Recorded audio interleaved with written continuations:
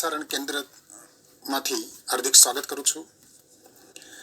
આજે ચોથા દિવસના યજ્ઞ કાર્યની અંદર એ જનાહ ઋત્વિજ રૂપેણ કાર્યમ કરીષ્યતિ તેષાં પરિચયં દાસ્યામિ.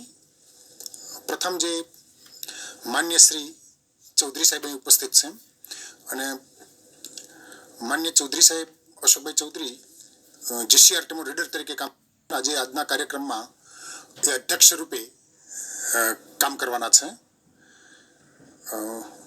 આ કાર્યમાં આજના કાર્યમાં જે બહુ મહત્વનું કામ એટલે યજ્ઞના આચાર્ય ગણીએ અથવા તો ઋત્વિજ ગણીએ એ રીતે બે સાહેબો જે કામ કરવાના છે. માન્ય કનુભાઈ કરકર મહોદય.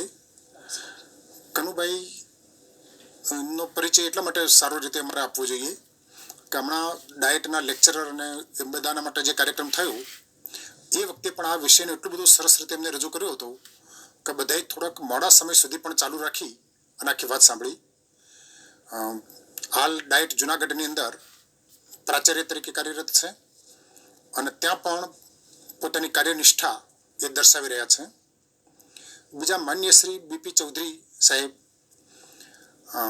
અમારા મિત્ર અને ડાયટ પાટણની અંદર યથા અસ્માકમ દર્શના મેડમ ઉક્તવતી કે તત્ર સિદ્ધરાજ જયસિંહસ્ય નગરતઃ બીપી ચૌધરી મહોદય અસ્તિ. અને આપણી પુરાતન સાંસ્કૃતિક નગરી અને ત્યાં પણ એ જ્ઞાનનો પ્રકાશ બહુ સરસ રીતે ફેલાવી રહ્યા છે અને બહુ લાંબા સમયથી ઇન્ચાર્જ પ્રાચાર્ય તરીકે સેવાઓ આપી અને ડાયટને બહુ સરસ કક્ષા સુધી પહોંચાડી શક્યા છે. એ માન્ય બીપી ચૌધરી સાહેબ આપણી સાથે રહેશે અને સમગ્ર કાર્યક્રમનું કોઓર્ડિનેટર કરનાર અમારા જીસીઆરટીમાં પ્રોજેક્ટ ઓફિસર માન્ય દર્શનાબેન. એમનો પરિચય એટલા માટે એમ લાગે છે કે ઓછો પડશે કારણ કે એમને અનેક રીતે આપણા શિક્ષણ જગતની સેવા કરી છે. પ્રાથમિક શિક્ષણાધિકારી કે શિક્ષણાધિકારી ખરા જ એમ અહીં ગાંધીનગર હોય, મહેસાણા હોય, પણ સર્વ શિક્ષા અભિયાન મિશનની અંદર પણ લાંબા સમય સુધી કાર્યરત રહી અને સમગ્ર ગુજરાતની અંદર શિક્ષકોને માર્ગદર્શન આપવાનું કામ એમના દ્વારા થયું છે. હાલ જીસીઆરટીમાં પ્રોજેક્ટ ઓફિસર તરીકે બહુ સારું કામ કરી રહ્યા છે. અગાઉ એસએસએ મોતાઈ દરમિયાન જીસીઆરટી સાથે એમનો નાતો રહ્યો છે અને સચિવ તરીકે પણ ઇન્ચાર્જ સચિવ તરીકે પણ તેઓ સેવા આપી ચૂક્યા છે અને આગળ જે શિક્ષક પર્વનું સમગ્ર કાર્યક્રમનું આયોજન ખરું એનું કોઓર્ડિનેશન મેડમ શ્રી કરી રહ્યા છે. તો આજે કાર્યક્રમનો પ્રારંભ કરતા પહેલા મંગલાચરણ કિંચિત વક્તવ્ય અધ્યક્ષ મહોદયમ દાસ્યતિ કારણ કે ત્યાં તો જ યજ્ઞ સફળ થાય એટલા માટે હું માન્ય શ્રી અશોકભાઈ ચૌધરી સાહેબને વિનંતી કરું છું કે તેઓ અધ્યક્ષ રૂપે કાર્યક્રમનો પ્રારંભ કરાવે. નમસ્કાર મિત્રો, આપણે છેલ્લા 4 દિવસથી આપણે આ કાર્યક્રમ કરીએ છીએ. શિક્ષક પર્વમાં પ્રથમ દિવસે આપણે પૂર્વ પ્રાથમિક શિક્ષણની વાત સાંભળી હશે. ત્યારબાદ આપણે જે શિક્ષણ કાર્યમાં જે પાયાની બાબતો છે કે ધોરણ 3 સુધી વાંચન, ગણન અને લેખન કૌશલ્ય કેવી રીતે ભણાવવું જોઈએ, શિક્ષણ કાર્ય કરવું જોઈએ એની વાત થઈ. ગઈકાલે ડ્રોપ આઉટ એટલે કે બાળકોનો ડ્રોપ આઉટ ના થાય અને તમામ બાળકો શિક્ષણ કાર્ય મેળવે એ માટેની વાત થઈ. આજે ચોથો દિવસ છે અને આ ચોથા દિવસે આપણે બધા જાણીએ છીએ કે શિક્ષણ એ આનંદમય અને રસપ્રદ હોવું જોઈએ અને આ રાષ્ટ્રીય શિક્ષણ નીતિ 2020 જેની અંદર શિક્ષણ આનંદદાયી અને રસપ્રદ બને તે માટેની પ્રયત્નો થયેલા છે. અને આજનો જે વિષય છે કે અભ્યાસક્રમ અને પદ્ધતિ શાસ્ત્ર.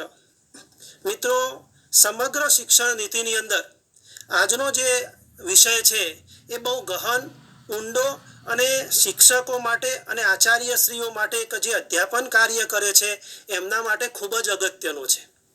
કે આપણે જાણીએ છીએ કે રાજ્ય કક્ષાથી કે રાષ્ટ્રીય કક્ષાથી પાઠ્યપુસ્તકો તૈયાર થતા હોય પણ એ પાઠ્યપુસ્તક શીખવવાનું, શિક્ષણ કાર્ય કરવાનું કામ શિક્ષકોનું છે, આચાર્યશ્રીઓનું છે. તો આ જે મુદ્દો છે કે અભ્યાસક્રમ અને પદ્ધતિ શાસ્ત્ર એની અંદર રાષ્ટ્રીય શિક્ષણ નીતિની અંદર બહુ ગહન વાત કરવામાં આવેલી છે. એટલે આ તો આપના સૌ માટે ખૂબ અગત્યનો છે. વિદ્યાર્થીઓ તો એવું સમજે છે કે અભ્યાસક્રમ કોને કહેવાય, તો વર્ગખંડની અંદર પ્રક્રિયા થાય અને શિક્ષક જે ભણાવે એનો અભ્યાસક્રમ છે. એ કેવી રીતે ભણાવવું જોઈએ, એમાં હાલની સ્થિતિ શું છે અને એમાં કેવા બદલાવ લાવવા જોઈએ એની વાત આ અભ્યાસક્રમ અને પદ્ધતિ શાસ્ત્રની અંદર કરવામાં આવેલી છે. મિત્રો, રાષ્ટ્રીય શિક્ષણ નીતિનો જે આ મુદ્દો છે, અહીં તજજ્ઞ વક્તાશ્રીઓ આપણી વચ્ચે ઉપસ્થિત છે. આ જે મુદ્દો છે એ આજે અને સોમવારે 2 દિવસ એના માટે આપણે ફાળવ્યા નથી, પણ વધુ ગહન છે એટલે સોમવારે પણ થોડો સમય આપણે લેવો પડશે. એટલે સોમવારે પણ આ વિષય ચાલવાનો છે. એટલે 2 દિવસના આ કાર્યક્રમની અંદર આપણે વાત કરીએ તો એમાં 46 મુદ્દાઓ છે અને 46 મુદ્દાઓની અંદર આજે લગભગ, જો સમય મર્યાદા પ્રમાણે રહેશે, લગભગ 30 મુદ્દા સુધીની આજે ચર્ચા થવાની છે. બાકીના 31 થી 46 મુદ્દા જે છે એ સોમવારે ચર્ચા થશે. અહીં થોડી ઉપર છેલ્લી વાત કરી દઉં કે તજજ્ઞ વક્તાઓ તો અહીં ઉપસ્થિત છે, પણ જે 5+3+3+4 નવી તરા છે, એ નવી તરાની અંદર જે foundation stage, preparatory stage, middle stage અને સેકન્ડરી સ્ટેજ ની વિગતવાર એમાં કેવી કેવી ભલામણો થયેલી છે અને એ ભલામણોની વાત અહીંથી વક્તાશ્રીઓ દ્વારા કરવામાં આવશે. અને ફરીથી આપ સૌને વિનંતી કરું છું કે આ જે મુદ્દાઓ છે આજના આ 2 દિવસનો જે કાર્યક્રમ છે, શિક્ષકો અને જે અધ્યાપન કાર્ય કરે છે એમના માટે ખૂબ અગત્યના છે. તો અહીંથી આપણી વચ્ચે માનનીય ડૉક્ટર કરકર સાહેબ કે જેઓ જિલ્લા શિક્ષણ અને તાલીમ ભવન જુનાગઢમાં પ્રાચાર્ય તરીકે સેવાઓ આપે છે અને આ જે વિષય છે એના ઉપર એમણે ગહન અભ્યાસ કર્યો છે. અમારી જીસીઆરટી અને તાલીમ ભવનો વચ્ચે પણ સંગોષ્ઠી થઈ છે, એમાં પણ એમણે ખૂબ જ આ વિષય ઉપર ચર્ચા કરી છે. એટલે એવું કહી શકાય કે આ વિષયમાં એમની તજજ્ઞતા આવી છે. તો માનનીય કરકર સાહેબને હું વિનંતી કરું કે એ પોતાની સંગોષ્ઠી આપની સમક્ષ રજૂ કરશે. માનનીય કરકર સાહેબ. નમસ્તે દર્શક મિત્રો, માનનીય અશોકભાઈ ચૌધરી, દર્શનાબેન, અમારા બીપી ચૌધરી,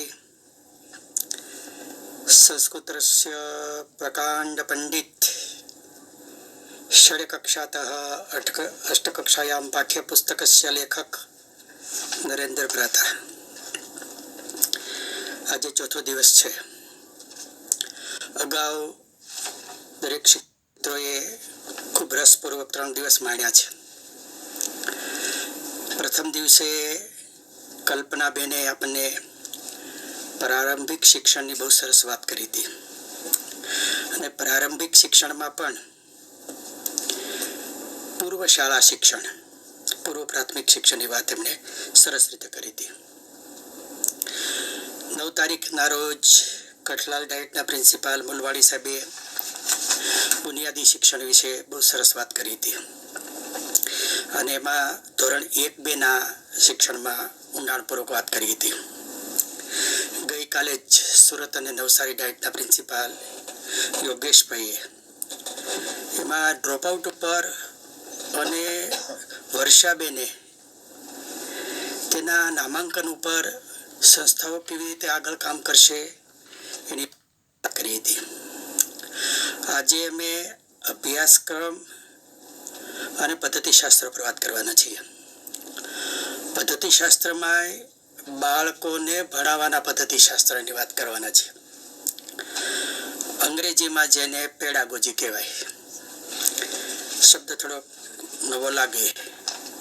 અમારા જુનાગઢ ડાયટના અધ્યાપક ભરતભાઈ મેસીએ આની એક પોસ્ટ મોકલી અને એમાં પેડાગોજી શબ્દ વાપરેલો કે કરકર સાહેબ પેડાગોજી પર વાત કરવાના છે. તો લગભગ 15 મેસેજ એવા આવ્યા કે આ પેડાગોજી એટલે શું. અમારે એક કાકા છે ધીરુભાઈ, એણે તો લખ્યું, મને થોડાક ભણેલા છે, મને કે એમાં પેડા સમજાણું, ગોજી ન સમજાણું, પણ એમાં આખું ઘર સાંભળવાના છે. હકીકતમાં એ પીડિયાટ્રિક શબ્દ જાણીતો છે. પીડિયાટ્રિક ઘણી વાર દવામાં લખ્યું હોય, ફક્ત બાળકો માટે હોય, ઓનલી પીડિયાટ્રિક ઓનલી એવું લખેલું હોય. તો આ પીડિયાટ્રિક શબ્દ ઉપરથી આ એને લગતો શબ્દ પેડાગોજી છે. એટલે બાળકોને કેવી રીતે ભણાવવું તેનું શિક્ષણ શાસ્ત્રની અત્યારે આપણે ચર્ચા કરવાની છે. એની રીત જુદી હોય છે. હાયર એજ્યુકેશનમાં તો એન્ટ્રાગોજી ને એવું બધું ઘણું બધું છે, પણ આપણે તો અહીંયા બાળકોને ધ્યાનમાં રાખીને આપણે અહીંયા વાત કરવાના છીએ. દર્શનાબેને પહેલે દિવસે આપણને વિઝન સમજાવેલું. આખી આ જે રાષ્ટ્રીય શિક્ષણ નીતિ છે એની કોઈ પણ વાત કરીએ તો આપણે પેલા એનું વિઝન જોવું પડે કે વિઝન સાથે આ સંકલિત કેટલું થાય છે. અને બીજું કે આ રાષ્ટ્રીય શિક્ષણ નીતિના જે 12 પિલર છે, 22 પિલર, આ પિલર આધારિત કેટલું છે, આ બેને ધ્યાનમાં રાખીને જ આપણી આગળ વધવાની છે. હું તો દરેક શિક્ષક મિત્રોને તો ખાસ ભલામણ કરું કે રાષ્ટ્રીય શિક્ષણ નીતિનું વિઝન છે ને એ તો બધા મોઢે કરી નાખવું જોઈએ. વિઝન એટલે દ્રષ્ટિ, દ્રષ્ટિકોણ, દૂરદર્શિતા, કલ્પેલા પર શું છે, શું જોઈએ છે, શું ઈચ્છીએ છીએ. એક જ ફકરામાં માત્ર 125 શબ્દોમાં સમજાવી દીધું છે. એટલે જ્યારે આપણે પાઠ્યક્રમની રચના કરીએ, પદ્ધતિની વાત કરીએ ત્યારે એની તો દૂરથી તો નથી જતા ને, અથવા તો એને પોષક છે ને, થોડી એની વાત કરીને પછી આપણે આગળ વધીએ. આ શિક્ષણ નીતિ ભારતીય મૂલ્યોથી વિકસિત શિક્ષણ પ્રણાલી હશે. જો આ વિઝનમાં પેલું કીધું છે ભારતીય મૂલ્યોથી. આમ તો સમાજમાં બહુ સરસ ચર્ચા થઈ રહી છે. 7મી જુલાઈની રોજ આ નીતિ જ્યારે લોન્ચ કરી ત્યારે નરેન્દ્રભાઈ જે વક્તવ્ય આપેલું, અદ્ભુત વક્તવ્ય હતું. અને એમાં એણે એવી અપેક્ષા રાખેલી કે સમાજમાં ચર્ચા થવી જોઈએ, આની ગોષ્ઠી થવી જોઈએ, વિચાર થવા જોઈએ.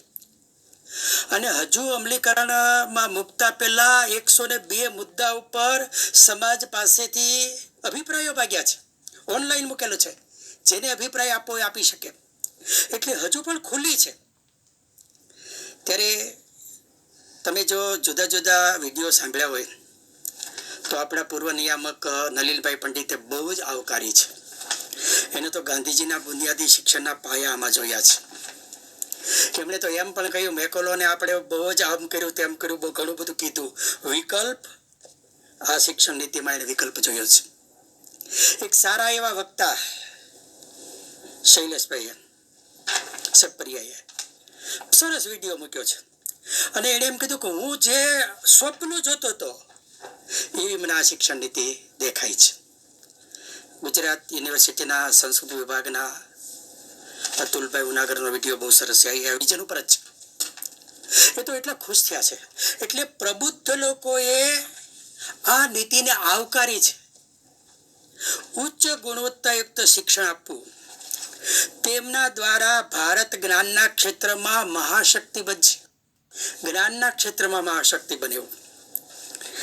બીજું, જ્ઞાનયુક્ત સમાજની રચના કરવી, મૌલિક દાયિત્વ અને સંવિધાનિક મૂલ્યોનો વિકાસ કરવો, નાગરિક તરીકેની ફરજો અને દેશ પ્રત્યેની ઉત્તરદાયિત્વની જાગૃતિ આવે તેવી પાઠ્યચર્યા અને શિક્ષણ વિધિ બને. જો એને દેશ સાથે જોડવાની વાત આમાં કરી છે. આ હેતુ આ છે, આઉટપુટ આપણે આ જોઈએ છે. એક અદ્ભુત વાત આ વિઝનમાં કરી છે. દરેકને ભારતીય હોવાનું ગૌરવ થાય, કેવડી મોટી વાત છે.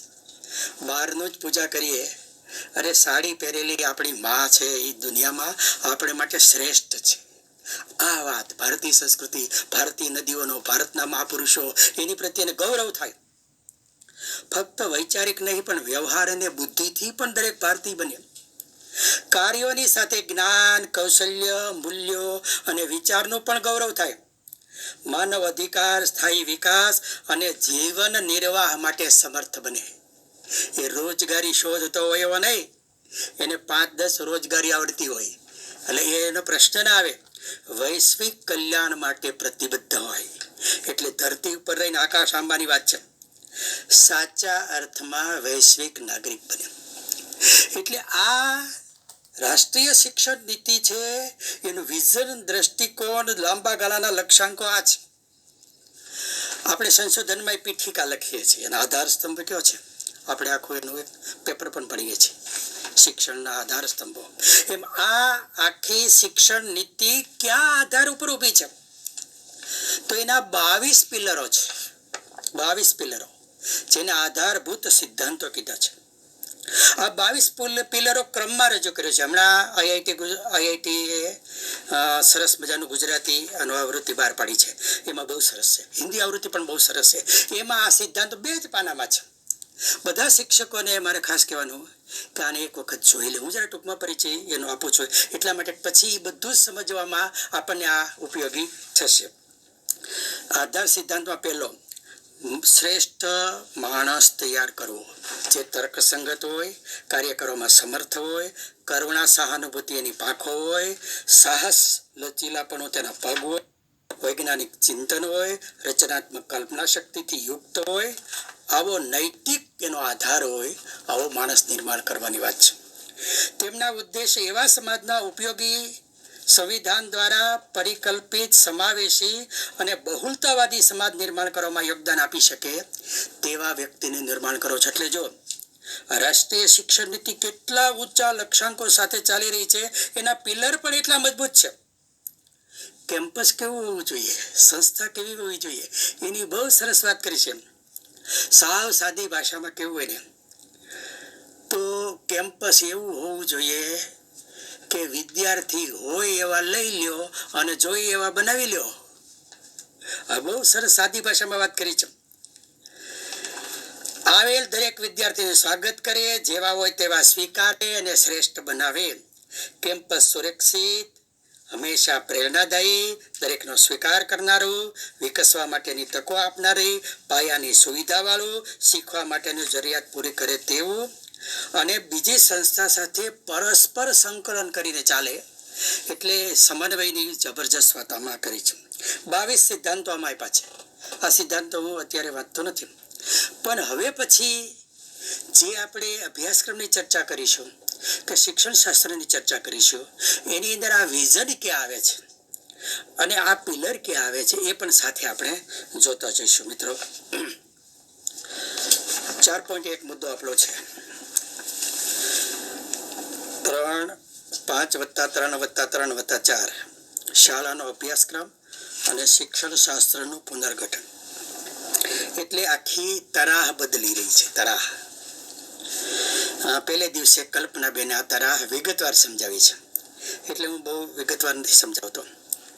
પણ પેલું જે ફાઉન્ડેશનલ સ્ટેજ છે, જે 3 થી 8 વર્ષનું, એના 2 ભાગ પડે છે. પૂર્વ પ્રાથમિક એટલે એના 3 વર્ષ અને પ્રાથમિક એના 2 વર્ષ. પ્રાથમિકના પહેલું અને બીજું ધોરણ, આ પહેલું સ્ટેજ છે.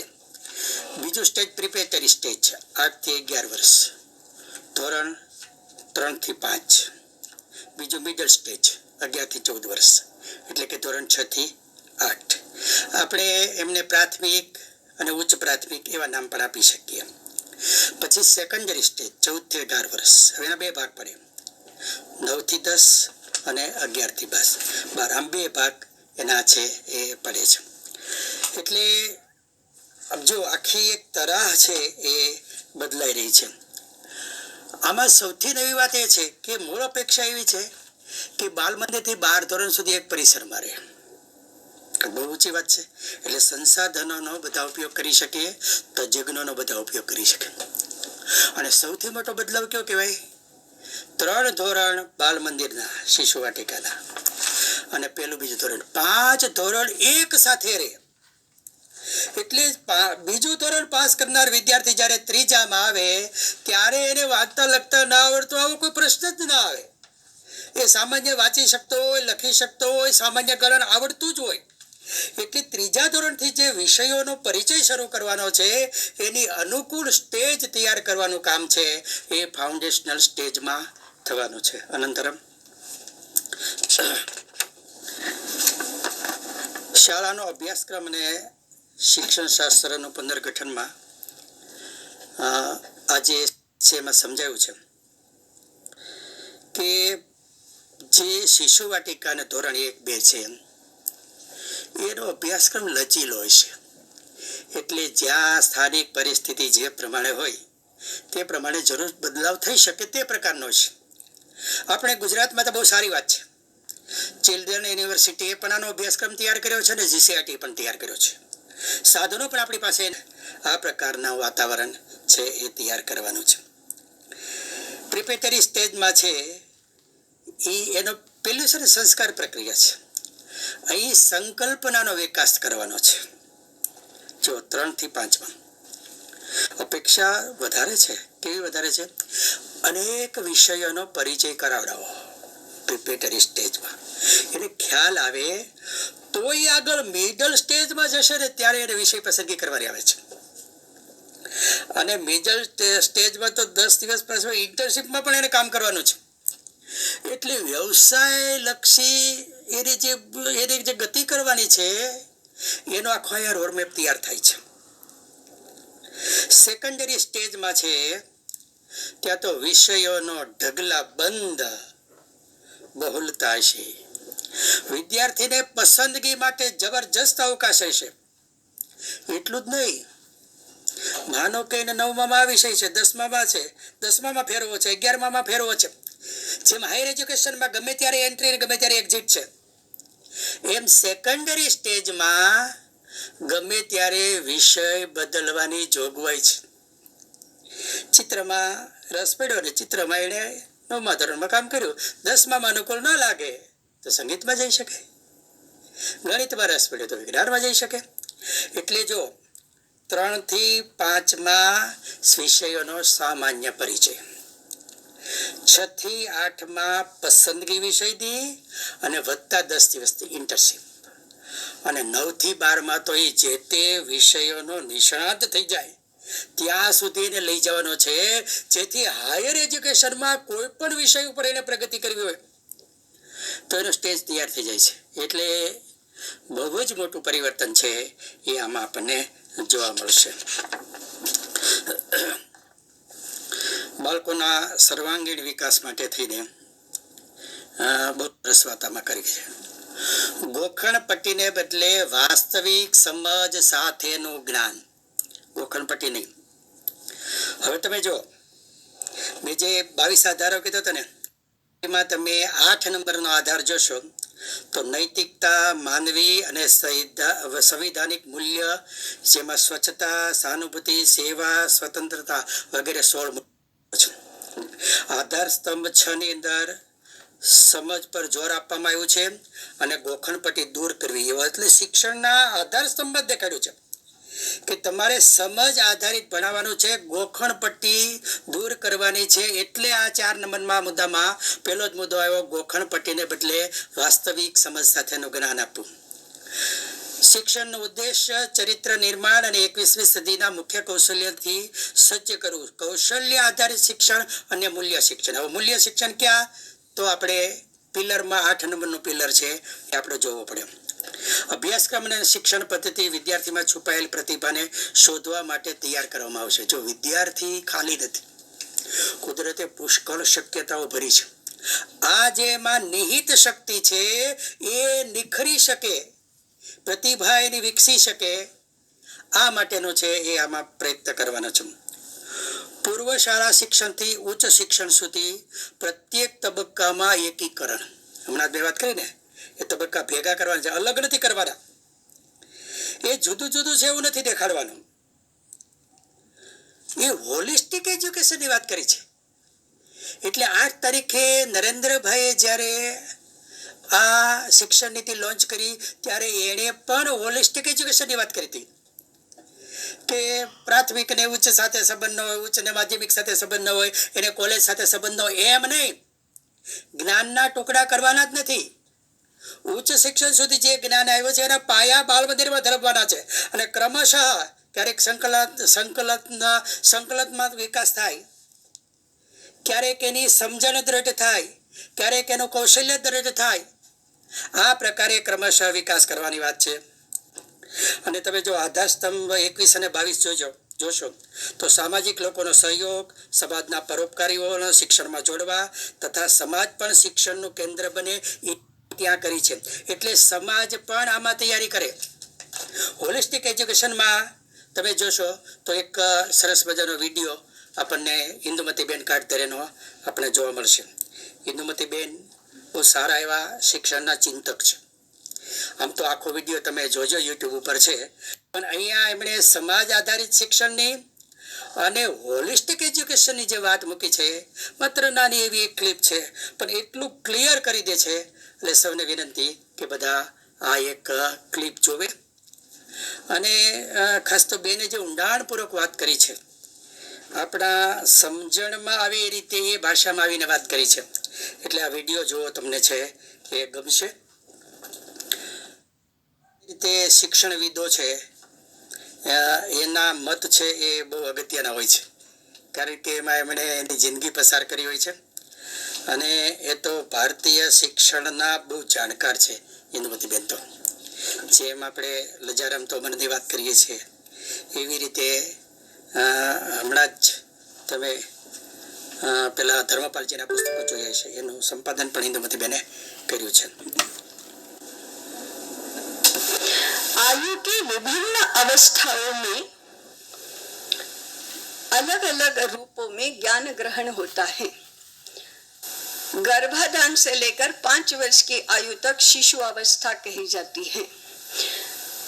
6 वर्ष से लेकर 12 वर्ष की आयु तक बाल अवस्था है, बाद में किशोर, तरुण आदि आदि. अब शिशु अवस्था में संस्कार होते हैं. तो जिस शास्त्र का सिद्धांत हम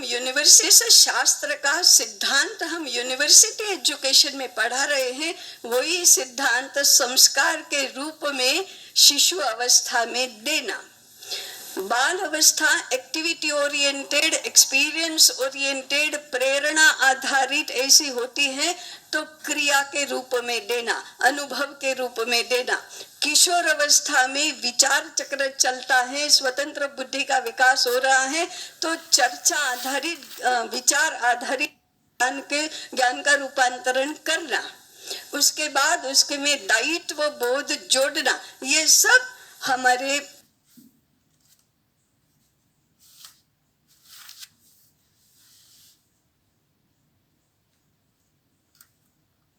का क्रम होता है. ज्ञान तो वही रहता है. हम लोगों ने ये सारा खंड खंड कर दिया कि प्राथमिक का माध्यमिक से संबंध नहीं, माध्यमिक का हायर सेकेंडरी से संबंध नहीं, उसका हायर एजुकेशन से संबंध नहीं.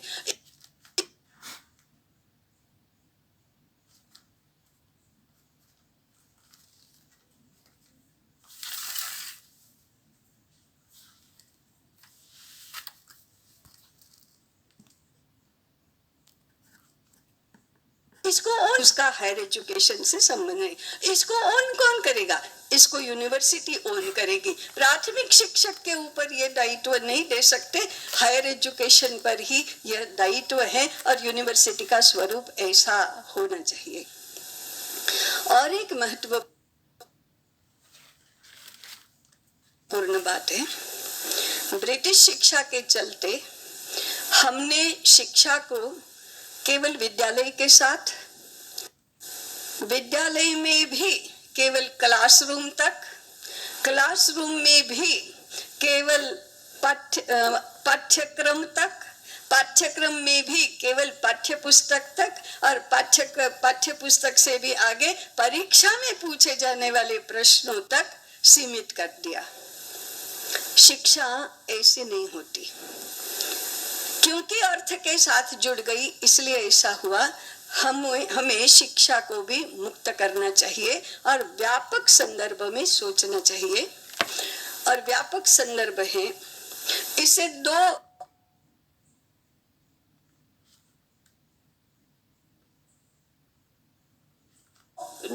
उद्देश्य एक साथ होंगे. व्यक्तित्व विकास के लिए, जीवन विकास के लिए जितने भी प्रकार की शिक्षा आवश्यक है, उसमें से 60 से 70% शिक्षा घर में होती है. परिवार में होती है और यह शिक्षा गर्भाधान के क्षण से ही शुरू होती है। आज परिवार में होने वाली शिक्षा के क्षेत्र से संपूर्ण रूप से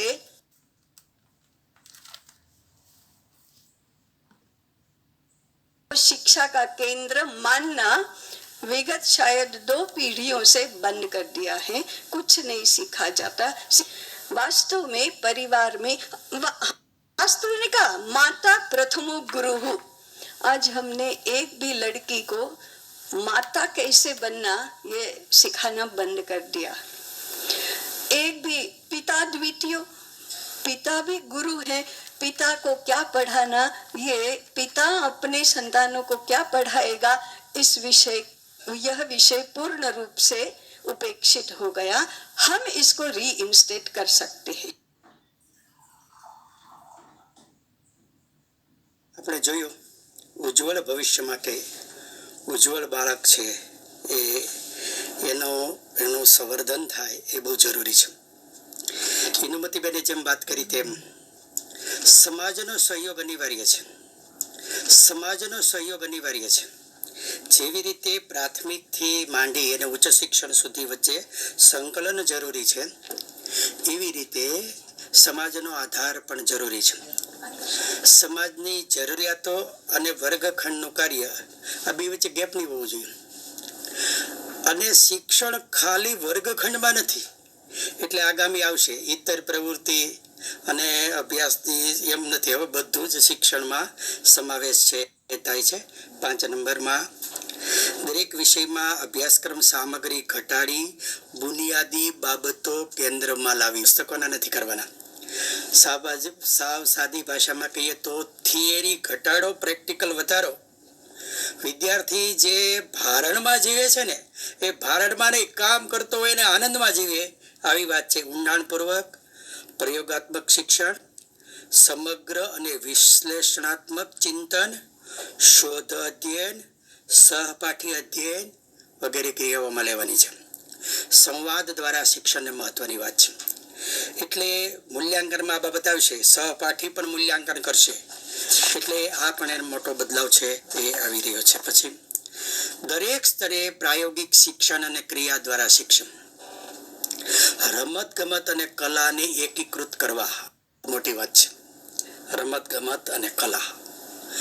રમત દ્વારા એનો અનેક પ્રકારનો વિકાસ થાય. શારીરિક વિકાસ તો થાય, માનસિક વિકાસ પણ થાય, સાંવેગિક વિકાસ પણ થાય. વાર્તા આધારિત શિક્ષણ પદ્ધતિ એટલે જોગીજીભાઈને આપણે યાદ કરવા પડે.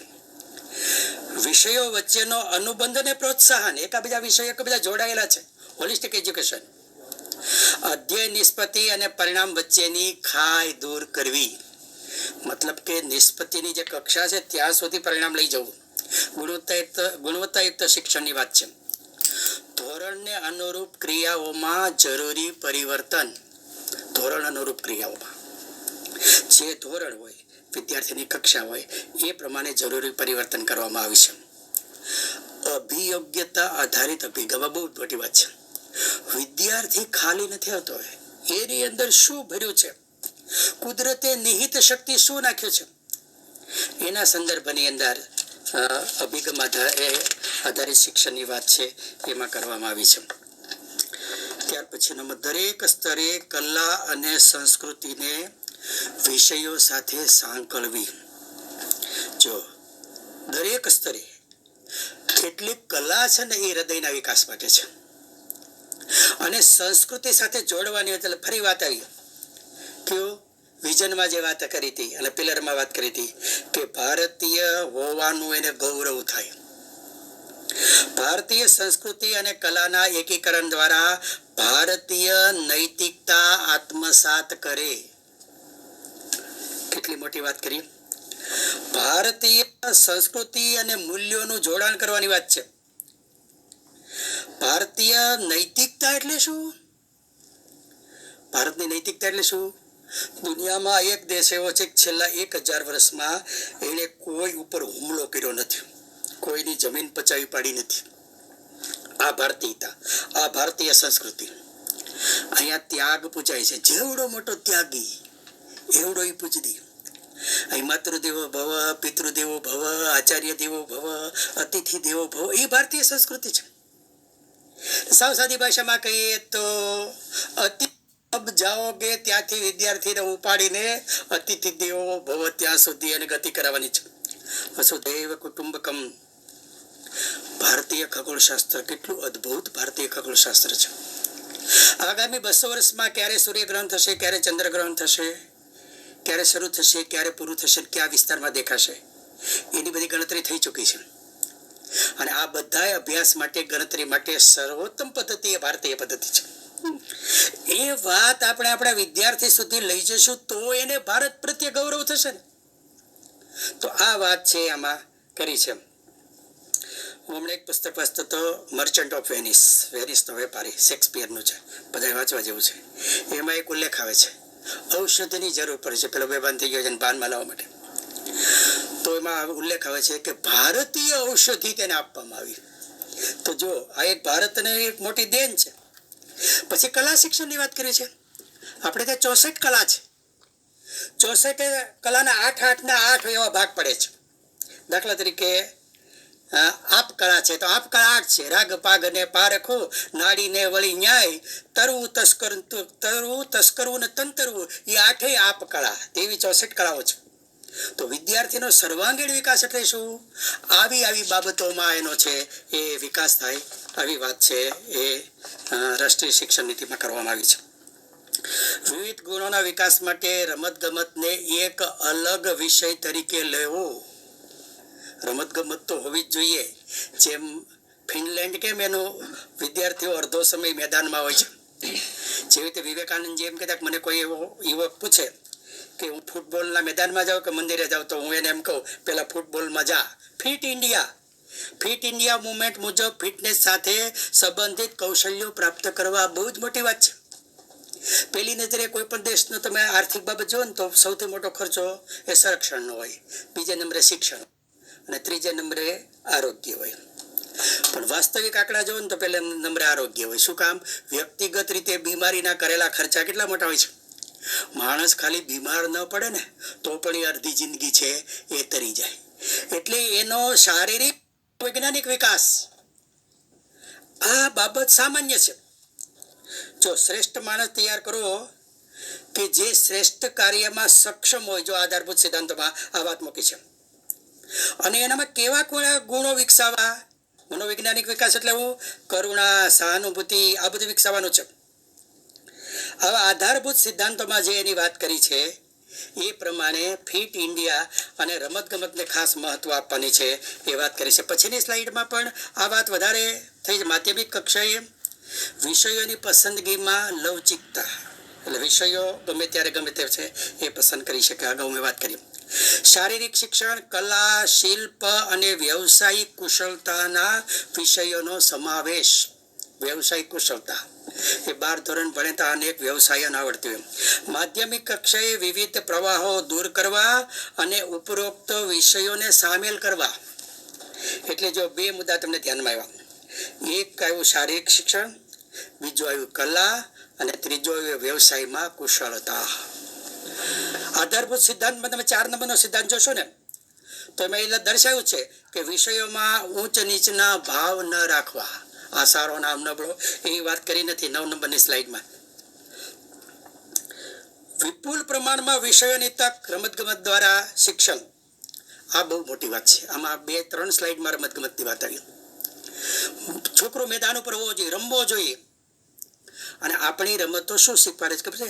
પેલું તો એ શીખવાડે છે હાર પચાવતા. હારી ગયેલો હોય એ કેમ પચાવ, હાર પચાવતા આવડે ને મેદાનમાં જીતે ને જિંદગીમાં જીતે. તમે જોજો એનો નિયમ છે. અને દરેક દેશની રમતો એ એના તત્વજ્ઞાનને પ્રતિબિંબિત કરતી હોય. મને ક્રિકેટ છે એ ઇંગ્લેન્ડની રમત છે, તો એમાં એક જણો આઉટ થાય એટલે પાછું પૂરું, કારણ કે પુનર્જન્મમાં માને છે. અને આપણી કબડ્ડી છે, આઉટ થયો એ પાછો જીવતો થાય, કારણ કે આપણે પુનર્જન્મમાં માનીએ છીએ. આપણા ખોખોમાં મરી ગયો એ જીવતો થાય, આઉટ થયો પાછો જીવતો થાય. શું કામ? આપણી રમતમાં પણ આપણા તત્વજ્ઞાનનું પ્રતિબિંબ છે. પછી મેં વાત કરી અભ્યાસિક પ્રવૃત્તિ, સહઅભ્યાસિક પ્રવૃત્તિ, ઇતર પ્રવૃત્તિ, એવું નથી. બધી જ શિક્ષણની પ્રવૃત્તિ છે અને અનેક કૌશલ્યો માટે ઇન્ટર્નશીપની વ્યવસ્થા છે. 10 નંબર વિષયોમાં વિવિધતાની વાત કરી છે. શક્ય હોય તે રીતે માધ્યમિક કક્ષાએ 4 વર્ષના સમયગાળાને સેમેસ્ટર અથવા અન્ય સેમેસ્ટર લાગુ કરી શકાશે અથવા વિચારી શકાશે. એટલે આગામી સમયમાં જ્યારે ગોઠવાશે ત્યારે સેમેસ્ટર પદ્ધતિ આવશે. નાના મોડ્યુલ અથવા વધુ વૈકલ્પિક વિષયોને મહત્વ. વચ્ચે વચ્ચે પુષ્કળ વિષયો, વૈકલ્પિક વિષયો, જેને ભણતા જે શીખવું હોય ને એટલા માટે તો સળંગ એકમ કરવાની વાત આવે છે. એટલા માટે શિક્ષકોમાં સંગીત શિક્ષક એક હોય અને એક આખું સંકુલ બનાવવાની વાત આવે છે. એટલે એ અનેક શાળામાં છે એનું માર્ગદર્શન છે એ આપી શકે. મિત્રો, આગામી જે 10 નંબરની સ્લાઇડથી તમે જોશો, 11 નંબરની સ્લાઇડથી, તો એ ભાષા શિક્ષણ અંગે છે. એક સાથે ભાષા શિક્ષણની વાત કરવામાં આવી છે. જો એમાં આપણે એવા વિઝન જોવું પડે. આ શિક્ષણ નીતિ ભારતીય મૂલ્યોથી વિકસિત શિક્ષણ પ્રણાલી છે. દરેકને ભારતીય હોવાનું ગૌરવ થાય એવી વાત કરી છે. અને આધારભૂત સિદ્ધાંતમાં જોશો તો 3 નંબરનો સિદ્ધાંત છે, બાળક જે શીખે, જે રીતે શીખે તે રીત ઉપલબ્ધ કરાવી. પાઠ્યક્રમ શિક્ષણશાસ્ત્ર નીતિમાં સ્થાનિક પરિવેશ અને 16 મૂલ્યો ગોખવાની પ્રથા દૂર કરવી. આ બધું જ આગામી સ્લાઇડોમાં જે ભાષા શિક્ષણની વાત આવી છે એમાં બધું. ચાલ પહેલા હું તમને એના આધારભૂત સિદ્ધાંતો અને વિઝનની છે એ વાત કરું. એક ભાષા સારી રીતે આવડે તો અન્ય ભાષા સરળતાથી આવડે. આ દુનિયામાં સિદ્ધાંત છે. કુલ દુનિયામાં 2900 જેટલી ભાષા બોલાય છે. કોઈ ભાષા સરળ નથી, કોઈ ભાષા અઘરી નથી. પણ પહેલું જેને આપણે કઈ ઓપરેટિંગ સિસ્ટમ તરીકે પહેલી ભાષા ફિટ કરવાની છે, એ ભાષામાં જો ખામી રહી ગઈ તો બધી ભાષા અધકચરી રહે. આપણા વડાપ્રધાન નરસિંહ રાવજીને 13 ભાષા આવડતી હતી અને 13 ભાષા એટલી સરસ રીતે બોલતા હતા કે એની માતૃભાષા ન હોય.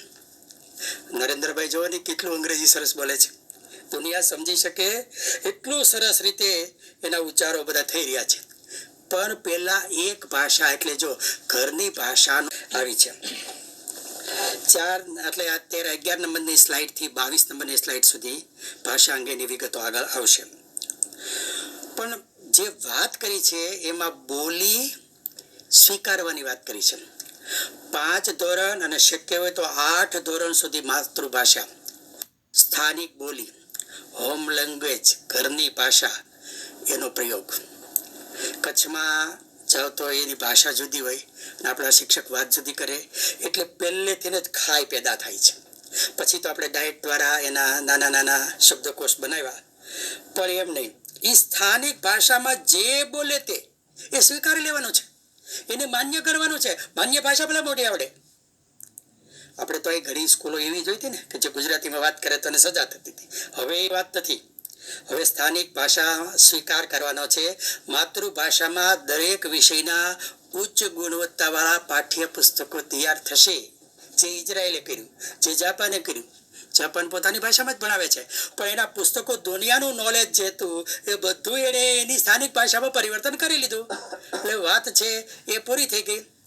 એટલે વિદ્યાર્થીની ભાષાને પ્રાધાન્ય આપવામાં આવશે, ઘરની ભાષાને પ્રાધાન્ય આપવામાં આવશે અને દ્વિભાષી અભિગમનો પ્રયોગ. એટલે સ્થાનિક ભાષામાં પરિવર્તન કરેલા પુસ્તકો છે એને મૂળ ભાષામાં જોતા છે તો એ પણ મળશે. ત્યાર પછી આંતરભાષા 2 થી 8 વર્ષના બાળકની અંદર કેવી રીતે માતૃભાષાનો નેક્સ્ટ લઈ જાય બહાર. 2 થી 8 વર્ષના બાળકો જલ્દીથી ભાષા શીખે છે. એટલે આ તબક્કામાં એને ભાષાનો સંજ્ઞાત્મક વિકાસ થાય. આનંદદાયી રીતે સંવાદ પદ્ધતિથી આવડે. શરૂઆતના વર્ષમાં વાંચન, પછી લેખન અને ધોરણ 3માં અન્ય ભાષાઓનો પરિચય શરૂ થાય. કેન્દ્ર રાજ્યમાં જે વિવિધ ભાષાઓ બોલાય છે એ અનુરૂપ શિક્ષકોની ભરતી. જો એટલે આપણે જે પટ્ટીમાં કોંકણી ભાષા બોલાય છે તો ત્યાં કોંકણી ભાષા જાણકાર શિક્ષકોને પસંદ કરવાના થાય. કચ્છી ભાષા બોલે છે ત્યાં કચ્છી બોલતા હોય એવા શિક્ષકોની પસંદગી કરો, એને પ્રાયોરિટી આપવાની થાય. એટલે આગામી શિક્ષક પસંદગીમાં પણ આ ભાષાને પસંદગી ભાષા જાણકારને મહત્ત્વ આપવામાં આવશે. શિક્ષણ માટે ટેકનોલોજીનો બહોળો ઉપયોગ કરવાનો છે. એટલે આપણે સંસ્કૃતિના તળિયે જવાનું છે, ટેકનોલોજીમાં છે ઊંચે સુધી જવાનું છે. ત્રિભાષા ફોર્મ્યુલા, જો કે આપણે અહીંયા હતી જ, 3માંથી 2 ભાષા મૂળ ભાષા હોય અને 1 ભાષા એ દુનિયાની કોઈ પણ ભાષા શીખી શકે. 3માંથી 1 અથવા વધારે ભાષા 6 થી 7 ધોરણમાં બદલી શકે. એટલે 6 થી 7માં ભાષા કોઈ બદલી હોય તો બદલી શકે. માધ્યમિક શાળાના અંત સુધીમાં 3 ભાષાઓમાં મૂળભૂત ક્ષમતાઓ પ્રાપ્ત કરે, વાંચી શકે, લખી શકે, બોલી શકે, ત્યાં સુધી છે એ પહોંચી શકે. વિજ્ઞાન અને ગણિત માટે ઉચ્ચ ગુણવત્તાવાળા દ્વિભાષીય પાઠ્યપુસ્તકો અને શીખવવાની સામગ્રી તૈયાર કરવામાં આવશે. જો એટલે મેં તમને વાત કરી એમ કે એક તો સ્થાનિક ભાષામાં પણ એ પુસ્તક હોય અને બીજું છે એ કોઈ અન્ય ભાષા અથવા તો જે ભાષામાંથી લાવ્યા હોય તે હોય. એટલે પુસ્તકો પણ દ્વિભાષામાં પ્રાપ્ત થશે. ભારતીય ભાષા, સંસ્કૃતિ અને સાહિત્ય પરંપરાના ખજાનાથી જાગૃત થશે. મિત્રો, આ બહુ જ મોટી વાત છે. આપણા ખજાનામાં શું પડ્યું છે આપણા વિદ્યાર્થીને ખબર જ પડતી નથી. ઘણી વખત તો આપણું વાંચતા જ નથી અને દુનિયાનું વાંચીને બીજાના વખાણ કરવામાંથી થાકતા નથી. આ ધરતીમાં મૂળ સાથે જો એનું જોડાણ કરવું છે તો આપણે અહીંના જે ખજાનો છે એની સાથે મૂકવો પડશે. અને એના ભારતીય ભાષા સમૃદ્ધિ છે, ભારતીય ભાષા છે, સુંદર છે, વૈભવશાળી છે, એને અહેસાસ કરાવવો પડશે. આપણું સાહિત્ય એની સામે મૂકવું પડશે, આપણું ખગોળ મૂકવું પડશે, આપણું ભૂગોળ મૂકવું પડશે, આપણા દર્શનશાસ્ત્ર મૂકવા પડશે. એ આપણાથી પણ અભિભૂત થાય, આપણાથી પણ ગૌરવ અનુભવે. આવી વાત છે એ આ સ્લાઇડમાં છે કરી છે. 16 નંબર. એક ભારત શ્રેષ્ઠ ભારત અંતર્ગત 6 થી 8માં ભારતની ભાષાઓ પર પ્રોજેક્ટ કાર્ય આપવું. કોઈ પણ પ્રકારનું મૂલ્યાંકન સામેલ નહીં હોય. તમે જાણો છો કે એક ભારત શ્રેષ્ઠ ભારતનો સરસ કામગીરી ચાલી રહી છે. 16 નંબર નરેન્દ્રભાઈ, 14 નંબર છે. હા, અન્ય રાજ્યની ભાષા શીખવાશે.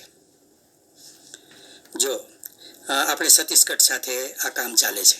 આપણે છત્તીસગઢને ઓળખીએ, એ આપણને ઓળખે, અને એટલા માટે ભાષાની વાત છે એમાં ચાલે છે. 17 નંબરની સ્લાઇડમાં શાળા અને ઉચ્ચ શિક્ષણના તમામ સ્તરે સંસ્કૃતને 3 ભાષાઓના સૂત્રમાં એક વિકલ્પ સહિત વિદ્યાર્થીઓને સમૃદ્ધ વિકલ્પ તરીકે પ્રદાન કરવાનો. મિત્રો, આ રાષ્ટ્રીય શિક્ષણ નીતિમાં સંસ્કૃતની અદ્ભુત વાત કરવામાં આવી છે. ખૂબ મહત્વ આપવામાં આવ્યું છે અને એમ પણ કહેવામાં આવે છે કે સંસ્કૃત માધ્યમમાં સંસ્કૃત ભણાવો. હું જ્યારે 8મા ધોરણમાં દાખલ થયો ને ત્યારે મને મી વાહમાં સીતા હતો, પહેલા જ તાસમાં પાકું કર્યું. માણ આવડ્યું તો ઈ વાહમે સે એમ કરતા કરતા પાકું કર્યું. મને એમ કેવું થઈ રહ્યું તો રામ રામ રામ, એ પૂરું કરે તો સીતા, એમ કર્યું તો વનમ વને વનાની. માણ મેં 8મું ધોરણ કાઢ્યું, 9મું ધોરણ સરળતાથી વહી ગયું. શું કામ? 10માં મારે છોડી દેવું હતું. સમજાણો? એવી રીતે સંસ્કૃત ભણાવ્યું કે ઓલો જિંદગીમાં સંસ્કૃત ભણવાનું નામ ના લે. બોલો, એક જણ વાળ કાપવા ગયા ને એને પૂછ્યું સંસ્કૃત બોલતા આવડે છે? બોલો કે નહીં, એ આપણું કામ નહીં. બીજી વાર ગયો તો પૂછ્યું, ત્રીજી વાર ગયો તો બોલાનું મગજ ભાઈ સંસ્કૃત મને આવડતું નથી, હું સંસ્કૃત ભણ્યો નથી, મારે ભણવું નથી. તું દર વખતે આ પ્રશ્ન શું કામ પૂછે છે? એ કે હું એમ પૂછું ને એટલે તારા વાળ ઊભા થઈ જાય છે, એટલે મને કાપવામાં અનુકૂળતા રહે છે. નામ લ્યો તો ઓલા ઊભા થઈ જાય. હવે એને વર્ષો પહેલા અમારે સંસ્કૃત સંભાષણનો એક વર્ગ હતો સાવરકુંડલામાં. 70 લોકો હતા, એમાં 5 જણા અભણ હતા. બોલો, તો 10 દિનાની પર્યંતમ વયમ સર્વે મિલિત્વા કેવલમ સંસ્કૃતમ એવમ વદેત સર્વેષામ. 10 દિન તત્પશ્ચાત અનપઢ જનઃ અપી સંસ્કૃત ભાષાયામ ટીવી મધ્યે ઇન્ટરવ્યુ દત્તવંતઃ.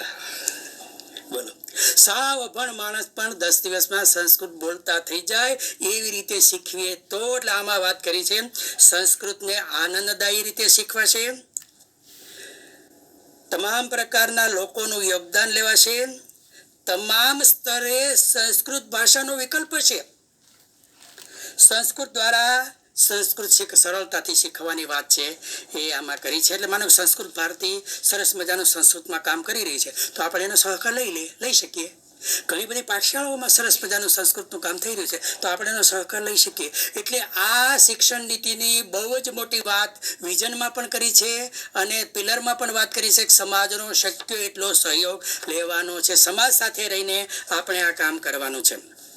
18 નંબર, અન્ય ભાષાઓનું મહત્વ કે સ્થાન જેવી કે તમિલ, કન્નડ, મલયાલમ, ઓડિયા અને અન્ય શાસ્ત્રીય ભાષાઓ ઉપરાંત પાલી, ફારસી, સંસ્કૃત જેટલી ભાષા શીખાય એટલી શીખવાની છે. આવડા તો પોંડિચેરીમાં છે. પોંડિચેરીમાં એક ભાષા ફ્રેન્ચ આજે પણ શીખવાય છે, પણ પેલી આવડી ગયા પછી. એટલે આ બહુ સરસ વાત છે એ કરી છે. 19 નંબરમાં, સરકારી અને ખાનગી તમામ શાળાઓમાં ભારતીય શાસ્ત્રીય ભાષા ઓછામાં ઓછા 2 વર્ષ અને તેના સંબંધી સાહિત્ય શીખવાનો વિકલ્પ રહેશે. 6 થી 12ના મધ્યમ તબક્કે અને તેનાથી આગળના તબક્કા સુધી આ ભાષા ચાલુ રાખી શકાશે. એટલે જો કેટલી સરસ મજાની વાત છે એમાં કરી છે. વિશ્વ સંસ્કૃતિઓ વિશે જાણે અને પોતાની રુચિ અને આકાંક્ષા પ્રમાણે ભારતીય ભાષાઓ, અંગ્રેજી ઉચ્ચ ગુણવત્તાવાળા કોર્સ ઉપરાંત જેવો કે જાપાની, ફ્રેન્ચ, જર્મન, સ્પેનિશ, કોરિયાઈ વગેરેને સ્થાન. એટલે 20 નંબર લઈ લો. એટલે તમે જો કે બીજું નહીં શીખવું એવી કોઈ વાત નથી. આગળ પણ શીખી શકાય, અન્ય વિદેશી ભાષાઓ પણ શીખવી શકાય એ વાત કરી છે. નવીન અને પ્રાયોગિક પદ્ધતિઓ જેવી કે ફિલ્મ, થિયેટર, કથા, વાંચન, કાવ્ય, સંગીત વગેરે પણ ભાષા શીખવી શકાય. બોલો, ફિલ્મને પણ આપણે આવકાર્યું છે. આ કેવડી મોટી વાત કહેવાય. આપણે ડિસ્લેક્સિયા સમજાવીને થાક્યા. કોણે સમાજને ડિસ્લેક્સિયા સમજાવ્યું ખબર છે? તારે જમીન પર. એટલે એક વિદ્વાને બહુ સરસ કીધું, આપણે બધા છે ને શિક્ષણ શાસ્ત્રના જાણકાર કહેવાય, એટલે ઇલ્મીઓ કહેવાય.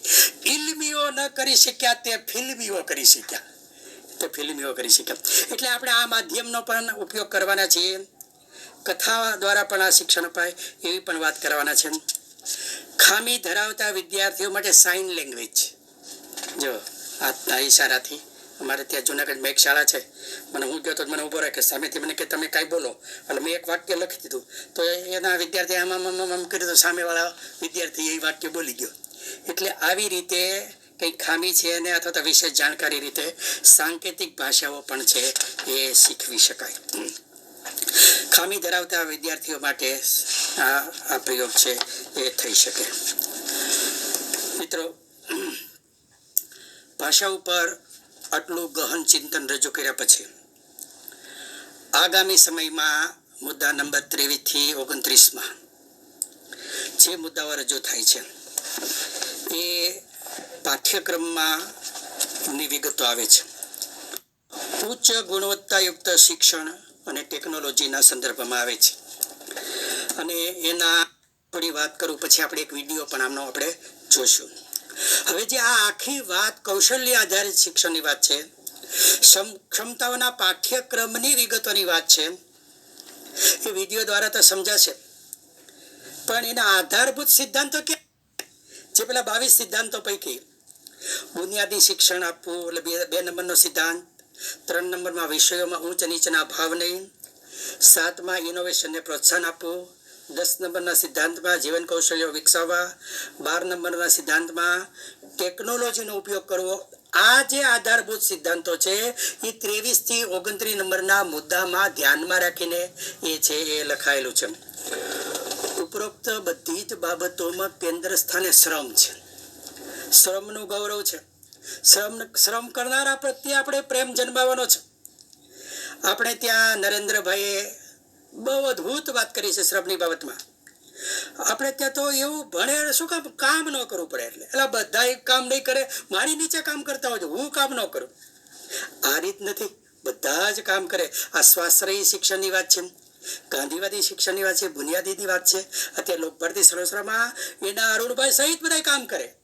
તમે બાબાપુર જાઓ, મણાર જાઓ, બધા જ કામ કરે. તો બધા જ કામ કરે, શ્રમનું ગૌરવ છે એ જળવાવું જોઈએ.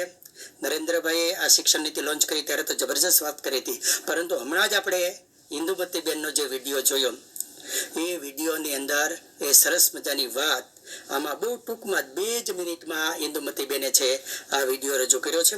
તો ઇન્દુમતીબેનની આ ક્લિપ આપણે નિહાળીએ. સામાન્ય રીતે હાથ પગની ને 3Hની જે વાત છે ને, એને પણ આમાં છે એ વણી લીધું છે કે મારા કામ કરશે તો વિકાસ થશે ને. અમારે બાબાપુરમાં ગુણવંતભાઈ આ જોતા, આ કઠણ છે તો કામે રાખતા. તમે તમારા છોકરાને માર્ક કરજો, જેનું આ કઠણ હોય ને એ કામ કર્યું હોય. જેણે શ્રમ કર્યો જ નથી એનામાં આ ના વિકસે. અને એ વિકસાવવા માટે થઈને શિક્ષણની અંદર ઇન્દુમતીબેન શું કહે છે એને ખાસ આપણે માણીએ.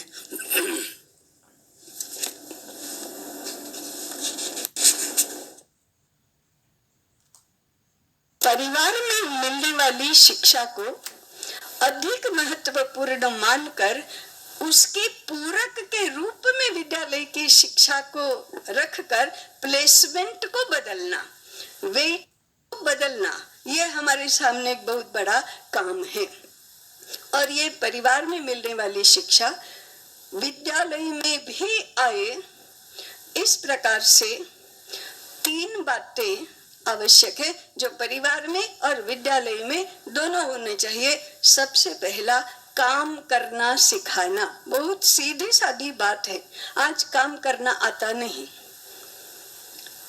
तो काम करना सिखाना. इसके साथ काम के प्रति अपनी जो मानसिकता है वो बदलना. ब्रिटिशों के अत्याचारों के कारण से, उत्पीड़न के कारण से और अतिशय माने तुच्छकार, तिरस्कार, उपेक्षा, इस अपमान, इसके कारण से काम करना बुरा है, काम करवाना श्रेष्ठ है. ऐसा काम करने के प्रति निकृष्टता का और काम नहीं करने के प्रति श्रेष्ठता का भाव अपने मानस में बहुत अंदर उतर गया है. इस मानस के चलते हम अपने बच्चों को और अपने आप को काम से बचाते हैं. हाथ से काम नहीं करना, स्वयं नहीं करना. मैं मेरे हाथ से कुछ काम करूंगी तो नीची हो जाऊंगी, ऐसी मानसिकता भी निकालना. काम करने का कौशल विकसित करना और काम करने के प्रति सम्मान का, आदर का, श्रेष्ठता का भाव विकसित करना. ऐसे दोनों प्रकार की शिक्षा विद्यालय में और घर में मिलने की व्यवस्था करनी चाहिए. विद्यालय में इसको एक्टिविटी ओरिएंटेड एजुकेशन कहते हैं, घर में काम करने की शिक्षा ऐसा कहते हैं. इसके लिए व्यावहारिक रूप में सब परिवारजनों को घर में अधिक समय साथ में रहना और घर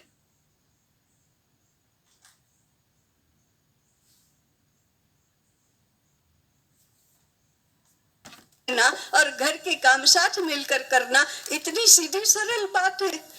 अपना घर कौन चलाएगा? अपना घर हम चलाएंगे. इतने सादे सूत्र बनाकर घर के काम और बाहर के काम भी करना शुरू करना चाहिए. और इसको गणित में 100 में से 100 नंबर से भी ज्यादा पूर्ण है, ऐसी प्रतिष्ठा भी देनी चाहिए. दूसरा विषय है अच्छा बनने की शिक्षा. इसको कहते हैं मन की शिक्षा. मन ही मनुष्य को सज्जन अथवा दुर्जन बनाता है. इसलिए विद्वान बनने से पहले सज्जन बनना आवश्यक है. ये भारत की सोच है. समाज को, विश्व को, भगवान को भी विद्वान मनुष्यों से भी ज्यादा सज्जनों की आवश्यकता है. विद्वान एक बार नहीं हुए तो कोई नुकसान नहीं होता, सज्जन नहीं हुए तो बहुत नुकसान होता है. ये मन की शिक्षा प्राथमिक शाला का मुख्य विषय बनना चाहिए और बाल अवस्था में घर का विषय बनना चाहिए. क्योंकि जो फॉर्मेशन एज है उसमें हम मन को ट्रेन कर सकते हैं या मन का विकास कर सकते हैं. और ये सिखाने की बातें कौन सी हैं? विद्यालय में हो या घर में, संयम सिखाना. ભારતીય શિક્ષણ શું છે એની સરસ મજાની વાત ઇન્દુમતીબેને કરી. આપણે તો દીકરી કે અમારી દીકરીને રાંધતા નથી આવડતું, કોલેજ કરતી હોય તો એવું ગૌરવ સાથે કહીએ એ વ્યાજબી નથી. આવડવું જ જોઈએ, કામ કરવાનું. દીકરો દીકરી પણ કામ કરે, ઘર કામ કરે, એમાંથી શાળામાં કામ કરે. આશ્રમના ગૌરવની વાત, સંસ્કારની વાત, બહુ સરસ મજાની વાત રજૂ કરી. આપણે 22 સુધીના મુદ્દા પૂરા થાય છે. 23 થી 29 નંબરના મુદ્દા જે છે એ ફરજિયાત વિષયો અને કૌશલ્યો આધારિત ક્ષમતાઓની વાત એમાં કરવામાં આવી છે. મારી બાજુમાં જ મારા વિદ્વાન બીપી ચૌધરી છે, તો હું એમને વિનંતી કરું કે બાકીના મુદ્દા પર તેઓ પ્રકાશ પાડે. બીપી ચૌધરી સાહેબ. નમસ્કાર મિત્રો. શિક્ષણ નીતિ 2020 આ વિષય ઉપર મારા મિત્ર ડૉક્ટર કનુભાઈ કરકર સાહેબે ખૂબ જ સુંદર અને તલસ્પર્શી માર્ગદર્શન અત્યારે આપ્યું છે. એના જે મુદ્દાઓ છે એ મુદ્દાઓ ઉપર ચર્ચા આપણે કરીએ તો આજે શિક્ષણ નીતિની અંદર પહેલાં પણ કહેવાયું અને આ મુદ્દાની અંદર પણ સમાવેશ થયો છે કે વિદ્યાર્થીઓને વિવિધ વિષયો ને પસંદ કરવા માટેનો અવકાશ ખૂબ જ વિસ્તૃતપણે મૂકવામાં આવ્યો છે. અત્યાર સુધી જે વિદ્યાર્થીઓ વિષયની પસંદગી કરતા એ પછી એમને કોઈ એવી તક ન રહેતી કે વિષયમાં અનુકૂળતા ન હોય તો એને વિષય બદલવાની કોઈ એવી અવકાશ ન રહેતો. પરંતુ આ નીતિની અંદર તમામ તબક્કાએ વિદ્યાર્થીઓને પોતાને મનગમતા કોઈ એવો વિષય આવી જાય કે જેને અનુકૂળ નથી કે એને નથી ફાવતો, તો એ વિદ્યાર્થી એની પોતાની અનુકૂળતાવાળો વિષય પસંદ કરી શકે એવી વ્યવસ્થા આ નીતિની અંદર મિત્રો મૂકવામાં આવી છે. એ ખૂબ જ મોટી વાત છે. સાથે સાથે વિષયોમાં વર્તમાન પ્રવાહોના જ્ઞાનને સમાવવું.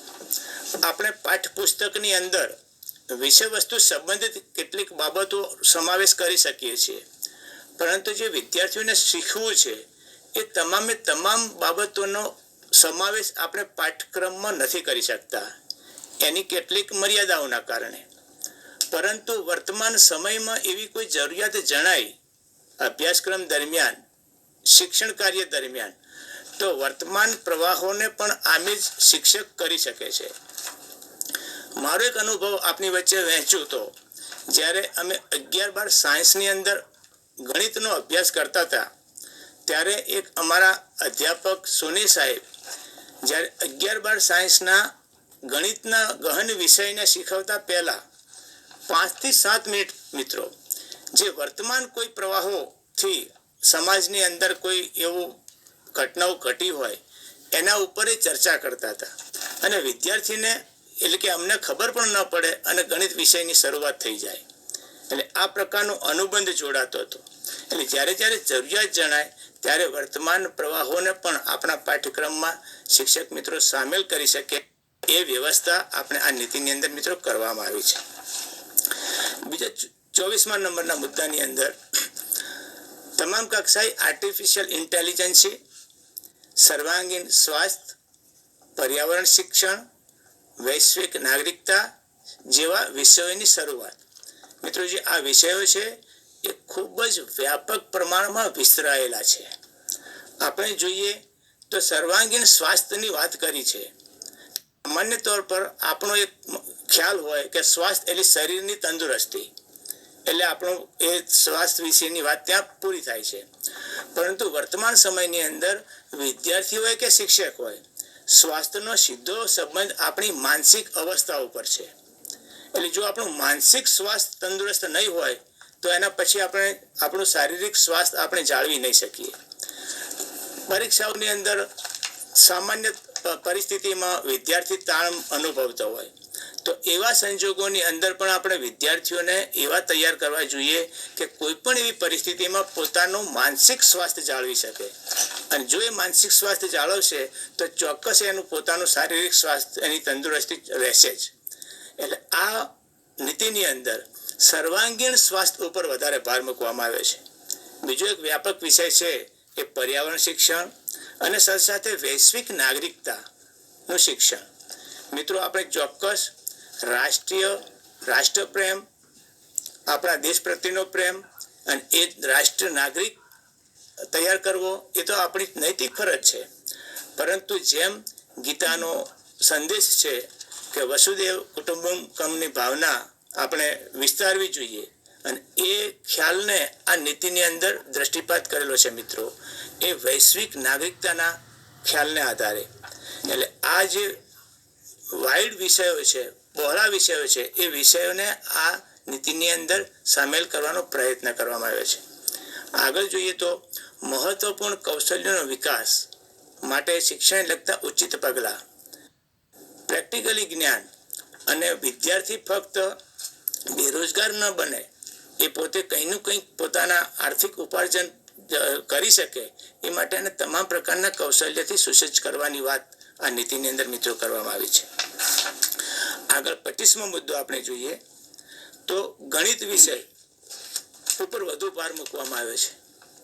હવે ગણિત વિષય ને દરેક વિષયો સાથે આમેજ કરવાનો પ્રયત્ન. મિત્રો, કેટલાક એવા વિષયો છે કે એને આપણે નજરઅંદાજ નથી કરી શકતા. ગણિત એવો વિષય છે એ વિજ્ઞાન શીખવવા માટે પણ ગણિતની આવશ્યકતા છે, પાયાનો વિષય છે. આપણું ભારતીય સંસ્કૃતિમાં આપણે જોઈએ કે આપણું વૈદિક ગણિત છે, તો વૈદિક ગણિત છે એના આધારિત આપણું ખગોળ વિદ્યા એ પ્રબળ બની છે વૈદિક ગણિતથી. અને કોઈ પણ તબક્કે એમાં સાયન્સનો વિદ્યાર્થી હોય, કોમર્સનો વિદ્યાર્થી હોય કે સામાન્ય પ્રવાહનો વિદ્યાર્થી હોય, કોઈ પણ વિષયનો હોય, ભાષા શિક્ષણ હોય, તો પણ એને અંદર બેઝની અંદર જો ગણિતના કોન્સેપ્ટ ક્લિયર નહીં હોય તો આ વિષયોને પાયાથી મૂળભૂત રીતે સમજી નહીં શકે. આપણી સંસ્કૃતિની અંદર પહેલાં આપણે જોયું, તમે હનુમાન ચાલીસા જાણતા હશો, એની અંદર એક ઉક્તિ છે, યુગ સહસ્ત્ર યોજન પર ભાનો. જ્યારે હનુમાનજીએ પાકા ફળ સમજીને સૂર્ય સુધી પહોંચવા માટેનો પ્રયત્ન કરેલો, ત્યારે આ ઉક્તિની અંદર પૃથ્વીથી સૂર્યનું અંતર કેટલું છે એ આની અંદર આમેજ થાય છે. એ તમે જુઓ ગણિત ક્યાં સુધી પહોંચે છે. એટલે આપણે પૂર્વ પ્રાથમિકથી માંડીને જ એવા કોન્સેપ્ટ વિદ્યાર્થીઓની અંદર ડેવલપ કરવા જોઈએ કે જે ગણિતથી એ અભિમુખ થાય, વિમુખ ના થાય. એના માટેની વિગતો આ નીતિની અંદર મિત્રો મૂકવામાં આવેલી છે. બીજું કોડિંગ સિસ્ટમ આપણે જોઈએ, એટલે એક ટેકનોલોજીની બાબત છે. અત્યારે આપણે કમ્પ્યુટરની ભાષા કઈ છે, કોડિંગ ભાષા છે. એ કોડિંગ ભાષા જ સમજે છે, બીજી કોઈ ભાષા સમજતું નથી. અને જો ટેકનોલોજીનો વિકાસ આપણા વિદ્યાર્થીઓએ સારી પેઠે જો સમજવો હોય તો કોડિંગ સિસ્ટમ એટલે કે મશીન લર્નિંગ એ વિષય આપણે વધારે કરવાની જરૂરિયાત છે. સાથે સાથે ડેટા સાયન્સનો પણ સમાવેશ કરવાની જરૂરિયાત છે કે જેથી મહત્તમ આઈસીટીના ઉપયોગ દ્વારા આપણે બાળકને વૈશ્વિક માનવ સુધી આપણે પહોંચાડી શકીશું આ મુદ્દાઓના આધારિત. મિત્રો, મિડલ સ્કૂલના તબક્કાથી કોડિંગ સંબંધિત પ્રવૃત્તિઓની શરૂઆત પણ આ નીતિની અંદર કરવામાં આવેલી છે. 26મા મુદ્દાની અંદર મિડલ સ્ટેજ, જે હમણાં મારા પૂર્વગામી મિત્રએ વાત કરી, ડૉક્ટર કરકર સાહેબે, કે ધોરણ 6 થી 8માં ક્રિયા દ્વારા શિક્ષણ, જો પ્રેક્ટિકલ પ્રાયોગિક ઉપર વધારે ભાર મૂકવામાં આવે છે. અને અત્યાર સુધી આપણું એવી માનસિકતા હતી કે ઇન્ટર્નશીપ તો મેડિકલના સ્ટુડન્ટ જ કરતા હોય, વળી પછી આપણે બીએડ અને એની અભ્યાસક્રમોની અંદર ઇન્ટર્નશીપ સામેલ કરી અને કેટલાક છેલ્લા 4-5 વર્ષથી તો આપણે ઇન્ટર્નશીપનો ગાળો વધારીને 3 થી 4 મહિના સુધીનો કરી દીધો છે. એ એનું મહત્ત્વ સમજાય છે. પરંતુ મિત્રો, અત્યારે મિડલ સ્કૂલ લેવલે 10 દિવસની ઇન્ટર્નશીપ આ નીતિની અંદર મૂકવામાં આવી છે. જ્યાં સુધી વર્ગખંડની બહાર આપણે નહીં નીકળીએ ત્યાં સુધી આપણે વાસ્તવિક શિક્ષણ આપણા બાળકોને નહીં આપી શકીએ. અને આ ખ્યાલને વધુ વિસ્તૃત બનાવવા માટે આ પ્રયોજન આ નીતિની અંદર મૂકવામાં આવેલું છે મિત્રો. સાથે જ્યારે વેકેશન દરમિયાન વિદ્યાર્થીઓને થોડો હળવાશનો સમય હોય એ સમય દરમિયાન ઓનલાઈન કોર્સની સુવિધા આપણે પૂરી પાડવાની બાબત આ નીતિની અંદર મૂકવામાં આવી છે. અત્યાર સુધી કેટલીક મર્યાદાઓ હતી, પરંતુ જ્યારે વર્તમાન સમયની અંદર જ્યારે આ વૈશ્વિક મહામારી કોરોના સ્વરૂપે આવી છે ત્યારે આપણે પોતાની કક્ષાએથી આપણે શિક્ષણ કાર્ય કરાવવું હોય જૂથમાં નહીં તો એમાં ઓનલાઈન કોર્સનો વ્યાપક વપરાશ વ્યાપક ઉપયોગ અત્યારે થયો છે. તો એ આપણા આ અનુભવને આપણે આ નીતિ સંબંધિત આવનાર વર્ષોની અંદર જ્યારે વેકેશન પડે ત્યારે વિદ્યાર્થીઓ પોતાને ગમતા કોર્સીસ ઓનલાઈન કરી શકે એવી વ્યવસ્થા આ નીતિની અંદર મિત્રો કરવામાં આવી છે. સાથે સાથે વ્યવસાયિક હસ્તકલાને પણ પ્રોત્સાહન આપવામાં આવ્યું છે અને એક્સપોઝર વિઝિટ તમે જુઓ કે જ્યાં સુધી બાળકોને કોઈ એક સંસ્થા હોય કોઈ એક પ્રોજેક્ટ હોય કોઈ એક કંપની હોય ફક્ત વર્ગખંડ કરીશું તો એ સાંભળશે એને સમજાશે નહીં. જો એને સમજાવવું હોય તો એને ત્યાં સુધી લઈ જવો પડશે અને એ આપણે કોઈ સંસ્થાને બતાવીએ કોઈ પ્રોજેક્ટ બતાવીએ ત્યારે એના કોન્સેપ્ટ ક્લિયર થતા હોય છે અને સમજી શકે છે. અને આ જ્ઞાન છે એ મિત્રો ફક્ત પરીક્ષાલક્ષી પૂરતું મર્યાદિત નથી રહેતું, આ જીવન શિક્ષણ બને છે. આ જીવન એ બાળકની અંદર આ બાબતો સમજાઈ જાય છે. એ બાબત એક્સપોઝર વિઝિટ સ્વરૂપે આ નીતિની અંદર મૂકવા માટેનો પ્રયત્ન મિત્રો કરવામાં આવ્યો છે. આગળ જોઈએ 27 નંબરના મુદ્દાની અંદર તો જુઓ પ્રાચીન ભારત અને આધુનિક ભારતની સફળતા અને એના પડકારોનો અભ્યાસક્રમમાં સમાવેશ કરવામાં આવ્યો છે. અત્યાર સુધી શું થતું હતું, આપણે યુદ્ધો એના પરિણામો એના ઉપર આપણે પ્રકાશ પાડતા હતા. એટલે એક પ્રકારના સંઘર્ષયુક્ત વૈચારિક માનસિકતા આપણે ઊભી કરતા હતા બાળકોની અંદર. પરંતુ એવું નહીં, પ્રાચીન ભારતની શું સમૃદ્ધિ હતી, એની શું વિશેષતાઓ હતી, એની કેટલીક સફળતાઓ હતી, એ બાબતો આપણે વિદ્યાર્થી સામે કેમ ન મૂકીએ. આ વિચારને ધ્યાને લઈને મિત્રો આ બાબત આ નીતિની અંદર મૂકવામાં આવી છે. અને ફક્ત સફળ નહીં, એ વખતે કેટલીક ચેલેન્જિંગ પણ હતી, કેટલાક પડકારો પણ હતા.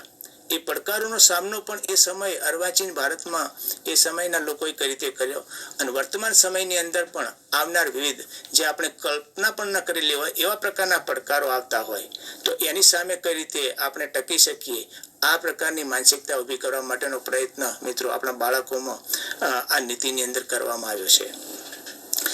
વિવિધ વિષયો જોઈએ તો ખગોળ વિજ્ઞાન, યોગ, વાસ્તુકલા, ચિકિત્સા, કૃષિ, ભાષા વિજ્ઞાન, રાજ્ય ભાષા જેવા વિષયો સાથે ઔષધ પ્રથા, વન પ્રબંધ જે પર્યાવરણને સંબંધિત છે, જૈવિક ખેતી જે અત્યારે હાલ સ્વાસ્થ્ય સંબંધિત પ્રશ્નો ઊભા થયા છે એના સામે રક્ષણ મેળવવા માટે જૈવિક ખેતી, પ્રાકૃતિક ખેતી જેવા વિશિષ્ટ વિષયોનો સમાવેશ.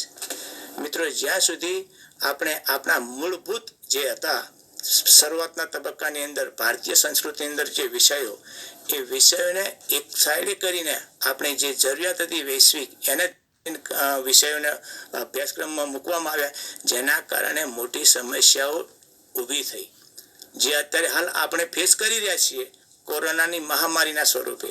એની સામે વિશ્વની અંદર મજબૂતાઈથી કોઈ એક રાષ્ટ્ર ઊભું હોય તો અત્યારે હાલ આપણું રાષ્ટ્ર છે ભારતીય સંસ્કૃતિ સંબંધિત રાષ્ટ્ર છે. આટલી મોટી વિશાળ સમુદાયની વસ્તીની અંદર આ મહામારી સામે ખૂબ જ ઓછા નુકસાન સાથે આપણે તંદુરસ્ત રીતે સલામત રહી શક્યા હોઈએ ને તો આપણી એક આ સંસ્કૃતિ વિષયક જે વિષયોની જે હતી ઉપલબ્ધિ એના માટે છે. મિત્રો પ્રાકૃતિક ખેતી, જૈવિક ખેતી, વન પ્રબંધ, ઔષધ પ્રથા આ વિષયો પર વધારે ભાર મૂકવાની ભવિષ્યની અંદર તાતી જરૂર છે અને એને ધ્યાને લઈને આ નીતિની અંદર આ વિષયોને મિત્રો આમ જ કરવાનો પ્રયત્ન કરવામાં આવ્યો છે. આગળ જોઈએ તો નાની ઉંમરથી સત્ય, અહિંસા, શાંતિ, સહિષ્ણુતા જેવા નૈતિક મૂલ્યોનું શિક્ષણ. કારણ કે વર્તમાન સમયની અંદર કેવા પડકારો આવશે એ આપણે કલ્પના પણ નહીં કરી શકીએ અને એવી પરિસ્થિતિમાં આપણા ભાવિ નાગરિકો એટલે કે વર્તમાન આપણા વિદ્યાર્થીઓને શારીરિક નહીં પરંતુ માનસિક રીતે પણ આ પ્રકારના ગુણોથી સમૃદ્ધ કરવા માટેની જે ચિંતા છે એ ચિંતા મિત્રો આ નીતિની અંદર કરવામાં આવી છે. કામ નહોતું થતું એવું નહીં, થતું જ હતું, પરંતુ આ વિષયોને વધારે ભાર આપવાનો જરૂર છે. મારા મતે એક વખત ગણિત, વિજ્ઞાન, ટેકનોલોજી જેવા વિષયો થોડા વધતા ઓછા પ્રમાણમાં એ સિદ્ધ કરશે ને તો વાંધો નથી, પરંતુ જેમ હમણાં જ ઇન્દુબેને કહ્યું કે માનવતા ભૂલે, એનામાં નૈતિકતાના ગુણ ડેવલપ ન થાય, એના મૂલ્યો પ્રસ્થાપિત ન થાય, તો એ વ્યક્તિ ભવિષ્યની અંદર વધારે ઘાતક નીવડશે. એમાં પૂરી શક્યતાઓ રહી છે. જેમ કહ્યું ને કે વિદ્વાનોની જરૂર, વિદ્વાનો ઓછા હશે તો ચાલશે, પરંતુ સજ્જનોની નિર્માણ કરવાની જરૂર છે. અને નાની ઉંમરથી આવા ગુણો ડેવલપ થાય એ માટેનો પ્રયોજન મિત્રો આ નીતિની અંદર કરવામાં આવી છે. અને છેલ્લો એક મુદ્દો છે એ આપની સમક્ષ મૂકીએ 29 નંબરમાં, કે ફાઉન્ડેશન સ્ટેજથી એટલે કે પાયાના શિક્ષણથી પાઠ્યક્રમમાં સાંસ્કૃતિક વિરાસત, રીતિ રિવાજ, કોળ, પ્રાચીન અર્વાચીન જ્ઞાન વગેરેને સ્થાનિક સંદર્ભની દ્રષ્ટિએ પુનર્ગઠિત કરવામાં આવશે. મિત્રો, જ્યારે આપણે જે આ બેઝિક લેવલથી એટલે કે પ્રાથમિક કક્ષાએથી જે આપણે સાંસ્કૃતિક વિરાસતની વાત કરીએ, તો મારો એક અનુભવ છે કે અમારા પાટણ જિલ્લાની અંદર સાંતલપુર તાલુકો, નહીં કે એટલો સાંતલપુર તાલુકો, કચ્છ વિસ્તાર, સૌરાષ્ટ્ર વિસ્તાર, ત્યાં ગામે ગામ પથ્થરના સ્વરૂપે પાળિયા અસ્તિત્વ ધરાવે છે. હવે વર્તમાન પેઢીને ખબર નથી કે આ અમારા પૂર્વજોના, કે જેમને ખરેખર સારા પરાક્રમો કર્યા છે, અને એના યાદ સ્વરૂપે આ ગાંભીઓ મૂકવામાં આવેલી છે, આ પાળિયા મૂકવામાં આવે, એનું પૂજન થવું જોઈએ. પરંતુ સમય જતાં સમયાંતરે વર્તમાન પેઢીના પથ્થર જ છે, ત્યાંના સ્થાનિક નાગરિકોને પણ એમ જ છે, એટલે એનું કોઈ મહત્વ ના રહ્યું. આ વિરાસત જળવાવી જોઈએ. એના માટે અમે છેલ્લા 5 વર્ષથી પ્રયત્ન કર્યો. સાંતલપુર તાલુકાના ચોરવાડ વિસ્તારના 25 ગામોની અંદર દરેકે દરેક ગામમાં કોઈમાં 50 પાળિયા હતા, કોઈમાં 100 હતા, કોઈમાં 125 હતા, એવી સંખ્યામાં. એટલે કે પહેલાના સમયમાં એમના પૂર્વજો એમણે કોઈ ગાયોને બલિદાન રોકવા માટેના એમના પોતાના બલિદાન આપ્યા છે, કોઈએ ગૌચર માટે પોતાના ખેતરો પણ આપી દીધા છે. આવું કામ કરનાર પુરુષોના સ્થાપત્યો હતા, અને એ સ્થાપત્યોની જાળવણી માટેનો પ્રયત્ન કર્યો અને કરવો જોઈએ. આ નીતિમાં મુકાયું છે. તો જ આપણે આપણી આગળ આવનાર પેઢીને આપણા જે મૂલ્યો હતા ને એ મૂલ્યો આપણે પ્રસ્થાપિત કરી શકીશું મિત્રો. એટલે આપણી જે સાંસ્કૃતિક વિરાસત છે એને જાળવવી પૂરતી નથી, પરંતુ બીજી પેઢીમાં એને પ્રસ્થાપિત કરવી. અને એ આપણે આ શિક્ષણ પ્રક્રિયાની અંદર આમે જ કરીશું તો જ શક્ય બનશે, નહીતર નહીં શક્ય બને, એ વિસરાઈ જશે. રીત રિવાજો ખૂબ જ જરૂરી બાબત છે. આપણી સંસ્કૃતિ બહુ સમૃદ્ધ સંસ્કૃતિ છે, રીચ કલ્ચર છે આપણું. એ અલ્પજીવી નથી, ચિરંજીવી છે. અને એ આપણા રીત રિવાજોને જાળવવા માટેનો મિત્રો પ્રયત્ન. પછી ભૂગોળ, પ્રાચીન અર્વાચીન જ્ઞાન, એ છીછરું જ્ઞાન નહીં, પરીક્ષાલક્ષી જ્ઞાન નહીં, એ આપણી જડ જાણતો હોય. અને જ્યારે જડ જાણશે ને ત્યારે જ એની ઇમારત એ મજબૂત રીતે પોતાના વ્યક્તિત્વની ઇમારત ઊભી કરી શકશે. અને એવા સ્થાનિક સંદર્ભની દ્રષ્ટિએ આ પુનર્ગઠન કરવાનો પ્રયત્ન. સાથે સાથે આપણે જોઈએ કે શીખવવા માટે વાર્તા, જેમ આપણે ગીચુભાઈને અત્યારે હાલ આપણે મુશાળીમાં તરીકે ઓળખીએ છીએ, અને દિવા સપના આપણા ગીતા સ્વરૂપે આપણા શિક્ષણ ક્ષેત્રમાં આપણે દિવા સપનાને સ્વીકારીએ છીએ. ત્યારે શીખવવા માટેની વાર્તા, રમતો, ઉદાહરણો, કલા જેવી પરંપરાગત પદ્ધતિઓનો ઉપયોગ બહોળા પ્રમાણમાં થાય એ માટેની વ્યવસ્થા મિત્રો આ શિક્ષણ નીતિની અંદર કરવામાં આવી છે.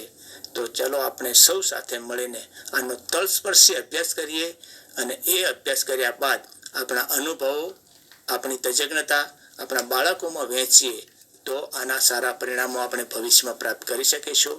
મિત્રો, આપ સૌનો આભાર. માનનીય દર્શનાબેનને વિનંતી કરીએ કે આનું સમાપ્ત કરે. આજે આપણે સૌ આ કાર્યક્રમ પછી